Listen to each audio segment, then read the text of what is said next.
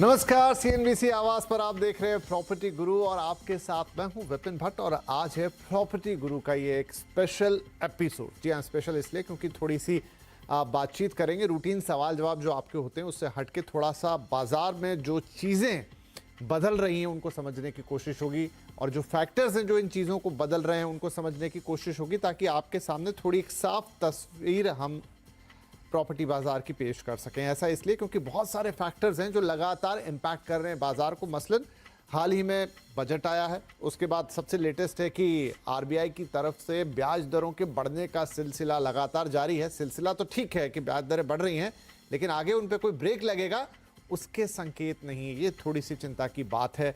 महंगाई और जो दूसरे फैक्टर्स हैं वो अपनी जगह हैं और अंतर्राष्ट्रीय परिस्थितियां अपनी जगह, और इन सब का एक मिला जुला इम्पैक्ट आता है रियल एस्टेट मार्केट पर। अंततोगत्वा आपका जो निर्णय होता है घर खरीदारी का, उसके ऊपर थोड़ा सा और भी देखेंगे बाजार को कि इसमें दूसरे सेगमेंट कैसे कर रहे हैं, कमर्शियल रिटेल में क्या हालचाल है। सो पूरा जायजा लेंगे ताकि आपके लिए एक साफ सुथरी क्लियर पिक्चर हो आपकी डिसीजन मेकिंग में। और उसके लिए बहुत खास कुछ मेहमान आज हमारे साथ हैं, कार्यक्रम में शामिल हो रहे हैं। प्रदीप अग्रवाल साहब, चेयरमैन सिग्नेचर ग्लोबल, हमारे साथ है गुलाम जिया साहब, senior ED Knight Frank India, और साथ ही हैं अखिल गुप्ता साहब, को फाउंडर और सीटीओ nobroker.com। आप सभी का बहुत बहुत स्वागत है। अग्रवाल साहब, हम आपसे शुरुआत करते हैं क्योंकि आप वो व्यक्ति हैं जो डायरेक्ट कस्टमर से जुड़े हुए हैं। मुझे ये बताइए, अभी ये तमाम चीज़ें, तमाम गतिविधियां, हालांकि हो सकता है इनका इम्पैक्ट आते आते थोड़ा और वक्त लगे या एसेस करने में थोड़ा और वक्त लगे, लेकिन मैं उम्मीद करता हूं कि आपको वो अंदाज़ा थोड़ा पहले हो जाता होगा। अगर पॉलिसी के लिहाज से देखें, बहुत सारी चीज़ें थी, लेकिन डायरेक्टली नॉन इवेंट कह सकते हैं बजट को रियल एस्टेट के लिए। ब्याज दरों के बढ़ने का जो सिलसिला, जैसा हमने कहा, लगातार जारी, और आगे संकेत नहीं है कि रुकेंगी। लगभग 10 टच कर गया अब तो होम लोन का रेट।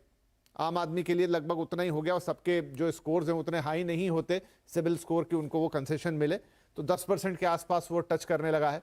और उसके अलावा दूसरे और फैक्टर्स हैं, मसलन थोड़ी महंगाई भी बढ़ गई है, थोड़ा जॉब सिनारियो वैसे ठीक है मोटा मोटा, लेकिन वो थोड़ा सा कंसर्न वहाँ कुछ पर्टिकुलर जो इंडस्ट्रीज हैं उनके अंदर है। इन सारी चीज़ों को देखते हुए जिस तरह का शानदार मोमेंटम था घर खरीदारों के लिहाज से, वो ज़्यादा सोच नहीं रहे थे, क्या वापस से वो लाइन के दूसरी तरफ चले जाएंगे या जा चुके हैं? थैंक्स विपिन जी। सबसे पहले तो मैं बजट के ऊपर अगर बात करूं तो बजट, मुझे लगा कि जो प्रधानमंत्री आवास योजना में 79,000 करोड़ को जो इंक्रीज किया गया अमाउंट, वो एक बहुत बड़ा अमाउंट है। क्योंकि आप देखें कि आज जैसा आपने कहा कि आरबीआई जो ब्याज दरें हैं इस बार फिर से उसने बढ़ाई हैं, और ये दरें अब तक लगभग 6 टाइम बढ़ चुकी हैं। लेकिन अगर आप देखें तो जो डिसीजन है कस्टमर का, वो अभी तक भी चेंज नहीं हुआ है। ऐसा नहीं है कि कुछ रुपए की ईएमआई बढ़ने से कुछ डिसीजन ज्यादा फैक्टर इन होते हो। यस, ऑफ कोर्स, अगर कोई भी प्राइस ईएमआई के अंदर चेंज आता है तो उनके ऊपर हिट जरूर होता है। लेकिन क्योंकि रियल एस्टेट मार्केट काफी टाइम से एक रेट के ऊपर रुका हुआ था, कोविड के बाद एक उसको ट्रिगर मिला है, तो अभी तक अगर आप अफोर्डेबल हाउसिंग या मिड इनकम हाउसिंग की बात करें तो जो मोमेंटम है वो बना हुआ है। ऐसा नहीं कह सकते कि बिल्कुल फुल स्पीड में है, लेकिन मोमेंटम अभी भी बना हुआ है।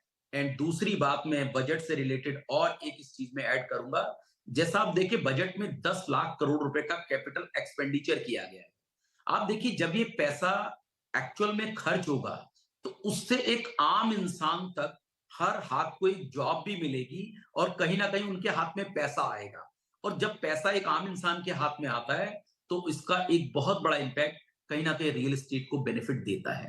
तो चाहे बजट पर से कहें या रियल एस्टेट मार्केट पर से कहें, अभी मैं मार्केट को लेकर पॉजिटिव हूं। और मुझे लगता है ये जो demand budget because of EMI कुछ इंक्रीज होने की वजह से स्टक अप हो सकती है। मुझे अभी अपने सेगमेंट में चीज नजर नहीं आ रही। ठीक है, अच्छी बात है, और इस सेगमेंट को भी हम थोड़ा आगे जाके और डिस्कस करेंगे। अफोर्डेबल मिड सेगमेंट में किस तरह का मूड माहौल है, गुलाम जी साहब। लेकिन जैसे ईएमआई की जहां तक बात होती है, चलिए जिसकी शुरू हो गई वो तो अब जैसे तैसे करके मैनेज करेगा, और ठीक है, वो बात भी सही है कि जब ब्याज दरें बढ़ती हैं तो एक फर्क आता है। वो सबके लिए फर्क थोड़ा थोड़ा होता है, कितना लोन लिया आपने, किस ब्रैकेट के थे, किस रेट पर लिया था। लेकिन मेरी चिंता उन लोगों के लिए है जो एंट्री बैरियर पे खड़े थे। वो क्या है, कैलकुलेट करते हैं पहले कि अच्छा इतनी ईएमआई आ रही है, इतना डाउन पेमेंट लगेगा, ये सिनारियो है, चलो हाँ मेरे हिसाब से ठीक है मैं करता हूं। वहीं पे जाके अगर वो फिगर थोड़ा बड़ा दिखता है ना तो आदमी वो पांव पीछे खींच लेता है, जो हमने कई सालों से देखा। क्या आपको लगता है इस बार भी वो बात है, या फिर जो सेंटिमेंट है, जो मोमेंटम है, वो इस चीज को ओवरटेक ही करेगा, इसको पीछे नहीं लाएगा? विपिन जी, आपके जवाब में सबसे पहले तो मैं ये कहना चाहूंगा कि अगर हम पुराने वक्तों के आदाद शुमार या आंकड़ों की तरफ नजर डालें तो इससे पहले तकरीबन 10 साल कबल जब मार्केट ने बेहतरीन परफॉर्मेंस दिया था, सालाना तकरीबन इतने ही या 3.5-4 लाख मकान जब बिके थे फ्रेश सेल्स में, उस समय इनकम हाउसिंग फाइनेंस का रेट तकरीबन इसी प्रकार का 9.5 से 10 के दरमियान बना हुआ था। तो मैं ये कहना चाहता हूँ कि एक तरफ हाउसिंग इंटरेस्ट रेट मैटर जरूर करते हैं, लेकिन दूसरी तरफ वेल्थ क्रिएशन को भी हम इग्नोर नहीं कर सकते कि लोगों ने पिछले चंद सालों में जो सेविंग्स को लेकर या ओवरऑल चाहे वो स्टॉक एक्सचेंज के थ्रू हो और कहीं हो, जो वेल्थ क्रिएशन हुआ है वो अपनी जगह बरकरार है, वो बना हुआ है। तो मेरा ये मानना है कि जो लोग आज होम लोन ले रहे हैं वो अपने आप में बहुत ही ज्यादा सुखी रहेंगे, क्योंकि हाईएस्ट दर पर वो एंटर कर रहे हैं। और आगे चल के चंद महीनों में, चंद क्वार्टर्स में जब ईएमआई की दरें घटेंगी, तब जाहिर सी बात है ये लोग बहुत खुश होंगे, क्योंकि उनकी एंट्री जो जिस लेवल पे उन्होंने एंट्री की थी उसके बनिस्बत ईएमआई काफी घट चुकी होगी। तो ये दो चीजें हैं जो मुझे ये कहने पे मजबूर कर रही हैं कि हालांकि income tax rate home loan rate काफी बड़ा दिख रहा है, लेकिन इसके बावजूद मार्केट का सेंटिमेंट, जो दूसरी बात आपने कही, सेंटिमेंट बरकरार है। और उस सेंटिमेंट के मद्देनजर मैं ये कहना चाहता हूं कि आगे चल के अब भी कोई दुश्वारी मार्केट के लिए दिखाई नहीं दे रही है। नजरिया दिया आपने, ये तो अच्छा चीज है कि आप देखें कैसे परिस्थिति को, कि 10% पे आपने एंट्री की और वहां से कम होंगे तो आप राहत ही महसूस करेंगे। बस ये है कि उस लेवल पे एंट्री करने के लिए एक जो कंफर्ट लेवल चाहिए वो आपको मिले। लेकिन जैसा मूड माहौल है, मैंने कहा एक घर खरीदने की सोच ही पूरी तरीके से एक नए ट्रिगर के साथ कोरोना काल के बाद आई है, तो वो चीज इसको शायद ना रोक पाए। तो चलिए, ये भी एक अच्छा नजरिया है चीज को देखने का। अखिल गुप्ता साहब, आपके पास भी बहुत सारे, अब दोनों तरह के डेटा होते हैं आपके पास, तो आप सेकेंडरी मार्केट को भी देख रहे हैं, आप प्राइमरी मार्केट को भी देख रहे हैं, आप उन लोगों को भी देख रहे हैं जो घर को किराए पे लेते हैं।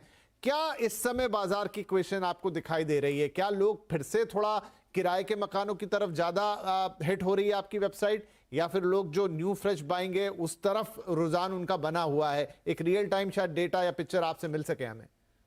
तो हमारे यहाँ पे तो जैसे हमेशा होता है 4:1 का रेशो चलता है। 80% लोग, यही मार्केट है कि मतलब अगर एक घर बिकता है तो 4 घर किराए पे जाते हैं। वैसा ही हम देख रहे हैं, और घर खरीदने के प्रति लोगों का रुझान कम होता हुआ हमें बिल्कुल भी नहीं दिख रहा है। तो जैसा कि आपने कहा, सेकेंडरी भी हम लोग करते हैं, प्राइमरी भी हम करते हैं। 2 साल 3 साल तक मार्केट के अंदर सप्लाई नहीं आई, और जब सप्लाई नहीं आई तो उसका इम्पैक्ट पड़ा रेंटल्स के ऊपर। रेंट हमारे बड़ी सिटीज में, मुंबई, बैंगलोर, चेन्नई, पुणे, हैदराबाद वगैरह में काफी तेजी से बढ़े।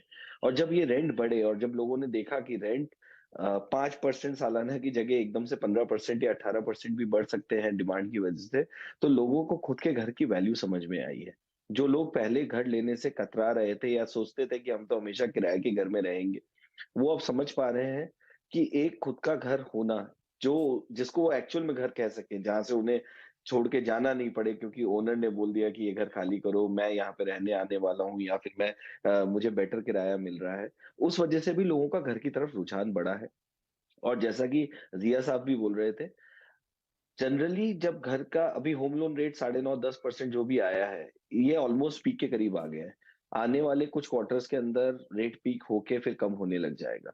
तो अभी जो भी घर लेगा वो अपनी ईएमआई लॉक कर लेगा, टेन्योर सेट कर लेगा। इसके बाद जब भी रेट कम होंगे तो उनका घर का टेन्योर, लोन का टेन्योर कम ही होने वाला है। तो उस हिसाब से आई थिंक अब लोग समझने लग गए हैं। पहले लोगों को लगता था कि अरे ईएमआई मेरी 5,000 रुपये बढ़ गया, मेरा 7,000 रुपये बढ़ गया। बट ईएमआई ऐसा नहीं है कि आपको 2, 5, 6 महीने देना है। ईएमआई आपको 20 साल देना है, 15 साल देना है, 180 महीने या 240 महीने देना सही है। बात है। और अब जी जी। हाँ, तो उस टेन्योर में आपका होम लोन का जो रेट है वो इफेक्टिवली ऑलमोस्ट बराबर सही पड़ता है। जो रेंटल में जो चेंजेस आए हैं अभी पास्ट में, उस वजह से लोगों को अपने घर की तरफ खरीदने की तरफ काफी रुझान बढ़ा है। और हम लोग बहुत एक्टिविटी देख रहे हैं सेकेंडरी और प्राइमरी मार्केट, खासकर प्राइमरी मार्केट, जहां पे अब जब बिल्डर की इन्वेंट्री मार्केट में आने लगी है, रेडी टू ऑक्यूपाई होने लगी है, बहुत डिमांड है। जहां पे बहुत सारे इन्वेस्टर्स ने पहले घर खरीद के रखे हुए हैं, उनको काफी अच्छा एप्रिसिएशन मिल रहा है घरों के ऊपर, जो लोग खुद के रहने के लिए ले। चलिए बढ़िया है। तो ये सारी चीजें बता रही है कि लोगों की सोच वहीं बरकरार है और फिर नजरिए की बात है। और ये भी बात सही है कि 15-20 साल के होम लोन होते हैं, एवरेजिंग होती है तो 7% 8% से ऊपर वो बढ़ती नहीं है एवरेजिंग। प्रदीप साहब, एक सवाल और रहेगा, वो ये है कि ठीक है, एक तो आप देखते हैं कि ईएमआई कितनी बनेगी, दूसरा थोड़ा सा घर की कीमत भी है। हम अगर मिड सेगमेंट की ही बात करें, थोड़े तो भाव बढ़े क्योंकि महंगाई बढ़ी, आपका सीमेंट, ईंट और ये तमाम चीज़ें जो इंग्रेडिएंट्स होते हैं महंगे हुए, ट्रांसपोर्टेशन महंगा हुआ, आप लोगों ने हल्के हल्के दाम भी बढ़ाए। लेकिन क्या ये दाम बढ़ाने का सिलसिला अभी भी जारी रहेगा या ये उस हद तक बढ़ेंगे जहां पर थोड़ा घर खरीदार को लगे कि भाई ये फिर तो ये तो ऊपर की तरफ जाने लगा, या फिर वो थोड़ा सा कुशन आप देने की कोशिश करेंगे खरीदारों को कि ठीक है मोमेंटम चलता रहना चाहिए? तो विपिन जी, उसके जो दाम बढ़ाने के पीछे कुछ और भी रीजन है, क्योंकि अगर आप देखें तो पिछले एक साल में जो लैंड के प्राइसेस हैं वो भी काफी ज्यादा इंक्रीज हुए हैं और जो रॉ मटेरियल्स है उसकी भी कॉस्ट इंक्रीज हुई है। तो ऐसे में जो प्रोडक्ट है उसके ऊपर उसका इम्पैक्ट आना ऑफ कोर्स लाजमी था और वो इम्पैक्ट नजर भी आया है और कस्टमर ने कहीं ना कहीं उसे एक्सेप्ट भी किया है। पिछले अगर आप एक साल की बात करें तो जो प्राइसेस हैं वो 10 से 15% राइज किए हैं और उन्होंने कहीं ना कहीं इस चीज को समझा भी है कि अल्टीमेट अगर घर लेना है तो प्राइस कम ज्यादा थोड़ा बहुत हो सकता है, लेकिन ultimate right price, right size और राइट लोकेशन खरीदें और अपने घर को बुक करें। क्योंकि मैं इसको इस नजरिए से भी देखता हूं, क्योंकि जब इतने साल तक मार्केट सेम रेट के ऊपर ड्राइव कर रही थी, आज अगर कोई मार्केट दोबारा से चलनी शुरू हुई है तो मुझे लगता है ये थोड़ा सा और लॉन्गर टाइम में चलेगी। और पीछे भी जितने भी लोगों ने मकान बुक किए कहीं ना कहीं उनको भी उसके अंदर एप्रिसिएशन नजर आया है। तो एक माइंडसेट भी देखिए कि कोई भी कस्टमर चाहे वो अपने घर खरीदने के लिए ले या रेंटल के लिए ले, अगर उसमें कोई एप्रिसिएशन देखता है तो एक मोमेंटम क्रिएट होता है और वो मोमेंटम मिलने से कस्टमर कहीं ना कहीं इस तरफ उसका ज्यादा रुझान है कि मुझे अब तो कम से कम अपना घर खरीद ही लेना चाहिए। चलिए ठीक है। तो फिर से क्या निवेशकों के लिए भी ये बाजार आकर्षक हो चला है? मैं निवेशकों की बात कर रहा हूं, ट्रेडिंग की नहीं, लेकिन आप जो लॉन्ग टर्म के लिए चाहे खुद रहने के लिए खरीदें या फिर आप उसमें निवेशित ही रहें या निवेश ही करें, लेकिन अगर क्या वो आपको उतने रिटर्न देने की स्थिति में आ गया है, फिर से आकर्षक हो चली है रियल एस्टेट उस लिहाज से, ये एक बड़ा सवाल रहेगा। क्योंकि यहाँ लेने जा रहे हैं एक छोटा सा ब्रेक और साथ में थोड़ा सा जायजा लेंगे कि भाई जो दूसरे सेगमेंट हैं कमर्शियल रिटेल, वहाँ क्या हालचाल है, क्योंकि उसका भी काफी सारा रिफ्लेक्शन रेजिडेंशियल हाउसिंग पर आता है। तो एक छोटा सा ब्रेक के बाद बातचीत जारी रहेगी।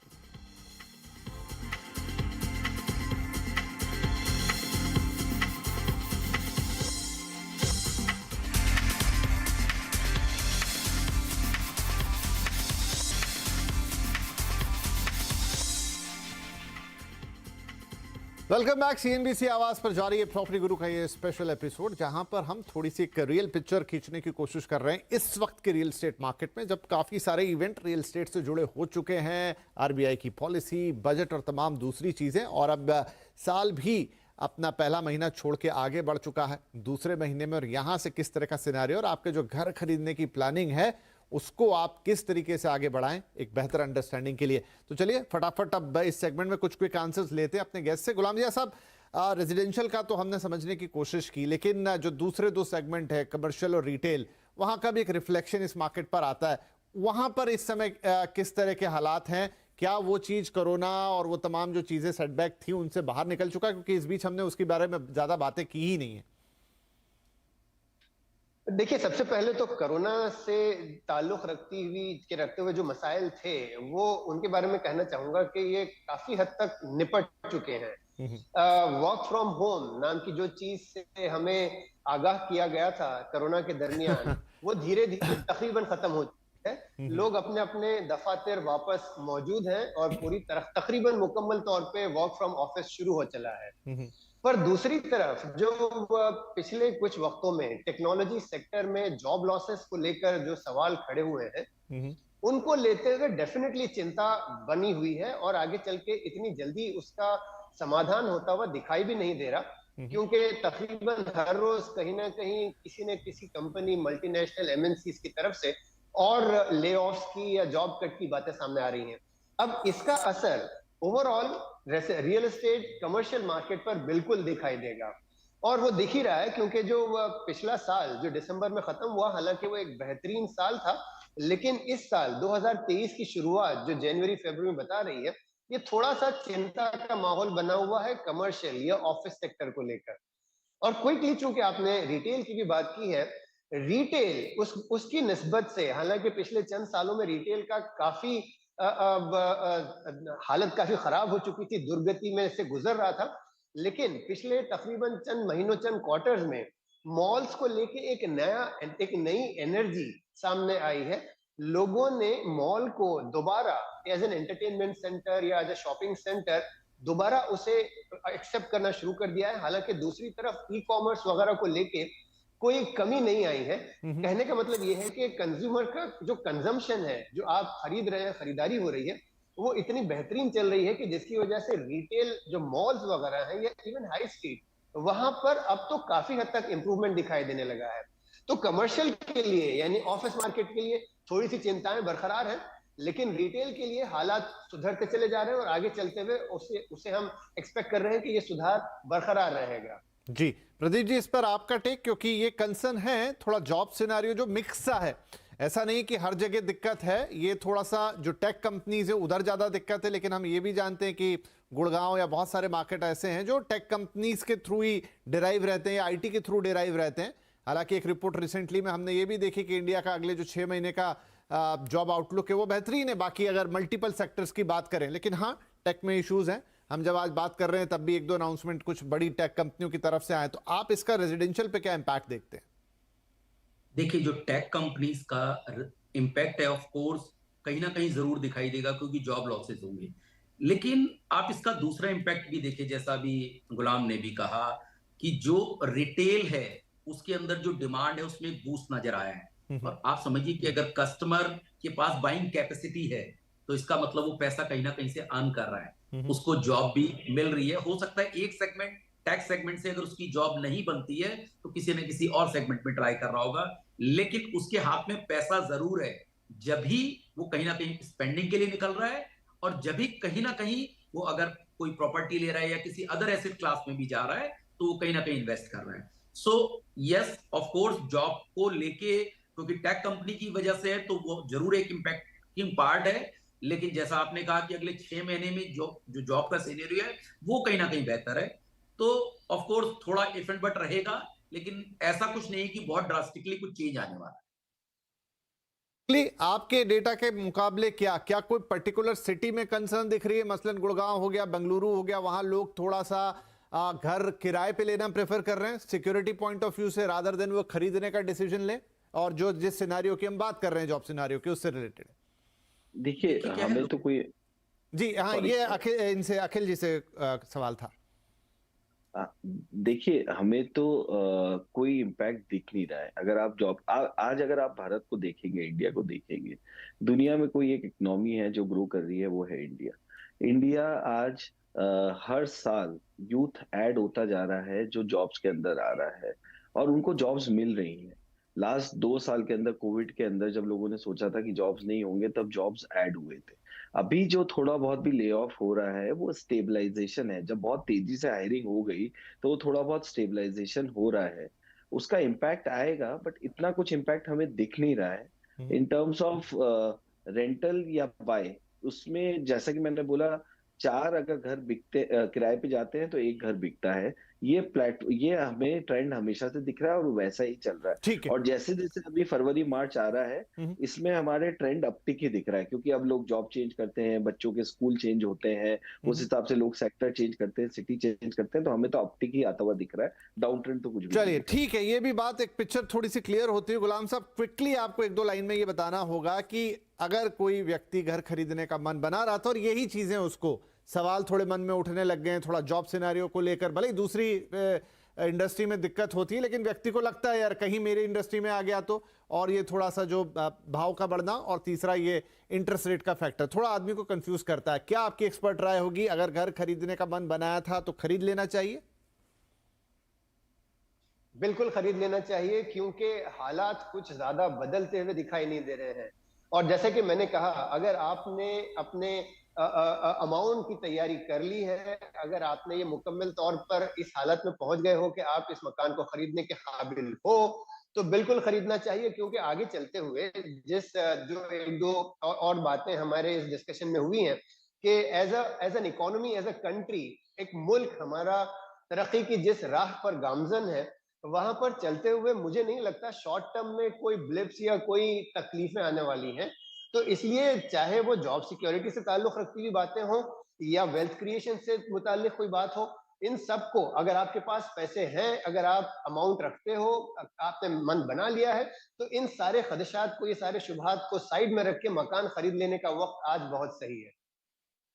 3 बड़े एक्सपर्ट थे, खुद रियल एस्टेट के प्लेयर हैं, एक रियल एस्टेट के बहुत बड़े जानकार, और तीसरे जो ऑनलाइन नो ब्रोकर, यानी कि जो रियल टाइम डेटा को भी ट्रैक कर सकते हैं कि भाई कितने लोग घर खरीदना चाह रहे हैं, कौन मकान किराए पे लेना चाह रहा है, प्राइमरी क्या, सेकेंडरी क्या।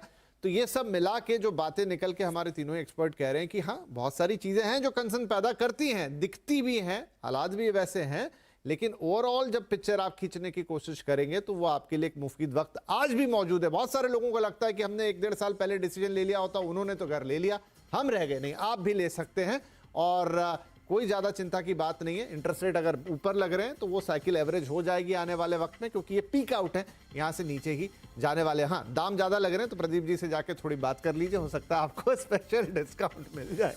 तो चलिए, इसी के साथ इस ऑप्टिमिस्टिक नोट पे मैं इसे खत्म करूँगा प्रोग्राम को। आप तीनों का ही यहाँ आने के लिए बहुत शुक्रिया। नमस्कार।